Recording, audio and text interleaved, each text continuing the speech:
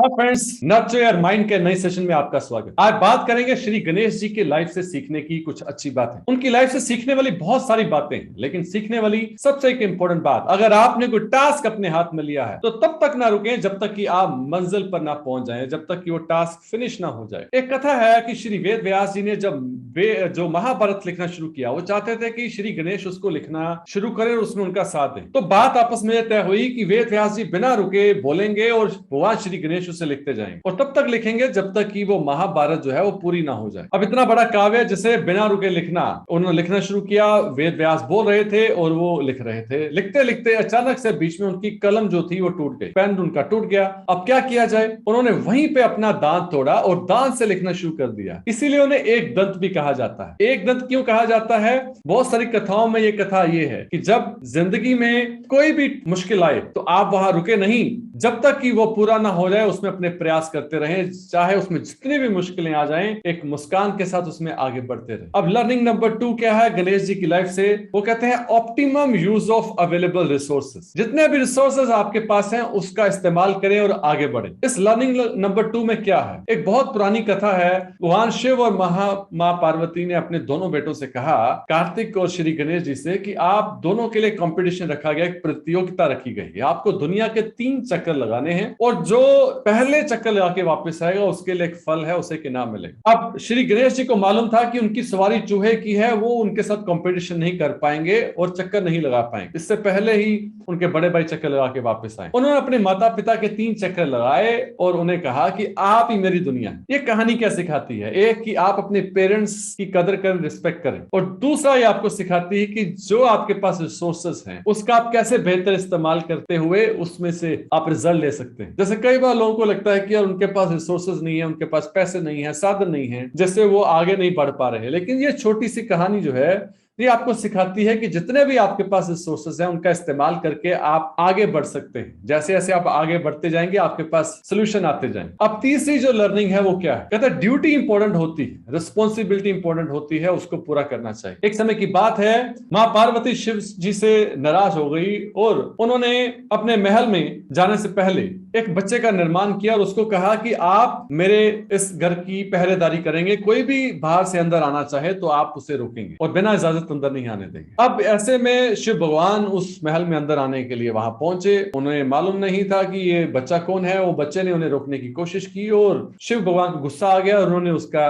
धड़ काट दिया, सिर काट दिया। जब वो अंदर गए, मां पार्वती को मनाया तो बाद में पता चला कि एक छोटा सा बच्चा था जो बाहर मुझे किसी ने रोकने की कोशिश की और ये घटना हुई। तो शिव भगवान ने जब उन्हें बताया कि उसका सिर उन्होंने काट दिया तो मां पार्वती को बहुत बुरा लगा। उन्होंने प्रार्थना की कि उसे वो ठीक करें। तो शिव भगवान ने फिर एक हाथी का सिर लेकर के उसको वापस जिंदा किया। इस कहानी से क्या मैसेज मिलता है कि भगवान गणेश ने अपनी जिम्मेदारी पूरी करने के लिए अपना जीवन दे दिया, उन्होंने सिर कटवा लिया। तो इस कहानी से क्या मैसेज मिल रहा है कि उन्होंने अपनी जिम्मेदारी पूरी करने के लिए अपनी जान भी पूरी कर। हम में से बहुत सारे लोग कई बार अपने किसी पर्सन के साथ रिश्ता तोड़ लेते हैं, हम कई बार उन्हें माफ नहीं कर पाते, और ये जो माफ ना कर पाने की कई लोगों की कमजोरी होती है। कई रिश्ते जो ऐसे हैं कमजोर होते जाते हैं, हमारे अपने बिछड़ते चले जाते हैं। भगवान श्री गणेश से माफ करने की कला सीखी जा सकती है, क्योंकि श्री गणेश भगवान ने शिव भगवान को माफ किया। फॉरगिवनेस जो है, कहते हैं ये आप इसमें सीखें और अपने लिए आगे बढ़े। तो भगवान गणेश को जो भी जिम्मेदारी उनको मिली उन्होंने 100% डेडिकेशन के साथ पूरी की।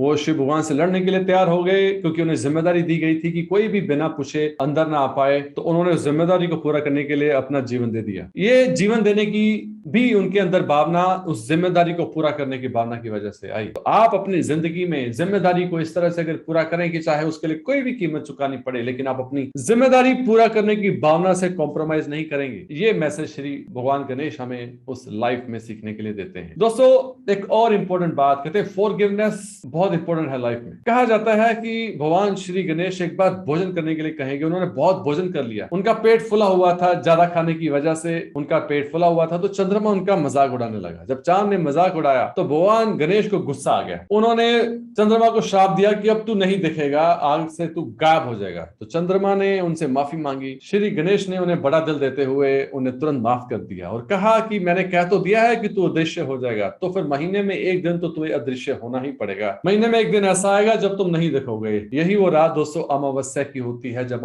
समस्या पे चंद्रमा दिखाई नहीं देता। ये कहानी हमें सिखाती है कि जिंदगी में माफ करना और आगे बढ़ जाना ये बहुत इंपॉर्टेंट होता है। कई बार हम माफ नहीं करते, हम बोझ लेकर के साथ में चलते रहते हैं, रिश्तों को खत्म करते रहते हैं, लेकिन ऐसा करते करते ऐसा होता है कि हमारे जो अपने लोग हैं उनकी संख्या कम हो जाती है। अगर अपने किसी पर्सन से गलती हो गई है तो उसे भूल जाइए, उससे माफ कीजिए और आगे बढ़िए। एक और इंपॉर्टेंट बात जो सीखने वाली बात है कि जीवन में आत्म सम्मान बहुत जरूरी, सेल्फ रिस्पेक्ट के लिए खड़े रहिए और हमेशा सेल्फ रिस्पेक्ट को आगे रखिए। एक कथा है कि एक बार भगवान विष्णु की जब शादी हो रही थी माँ लक्ष्मी से, तो शादी में सबको बुलाया गया लेकिन भगवान श्री गणेश को नहीं बुलाया गया। तो भगवान विष्णु से जब बुलाया पूछा गया तो उन्होंने कहा कि शिव भगवान के साथ वो भी आ जाएंगे, लेकिन वो चलने से पहले गणेश भगवान से कहा गया कि तुम यहीं रुको और द्वारपाल की तरह इस घर का ध्यान रखो। बाकी सब चले जाते हैं तो वहां पे नारद भगवान पहुंचते हैं और पूछते हैं कि आज श्री गणेश आप क्यों नहीं गए? तो श्री गणेश कहते हैं कि मुझे मना कर दिया जाने के लिए। तो नारद जी उन्हें कहते हैं कि आपको यहाँ रुकने के लिए बोल के उन्होंने आपका मान किया है, आप ऐसा कीजिए रास्ते में आप जो जा रहे हैं आप वहां पे बड़े बड़े गड्ढे खुदवा दीजिए, वहां पे चूहे भेज दीजिए। अब चूहे गए और उन्होंने वहां पर गड्ढे खुदवा दिए, तो जो यात्रा चल रही थी वो रुक गई, रथ रुक गया। वहां पर उन गड्ढों को बंद करने के लिए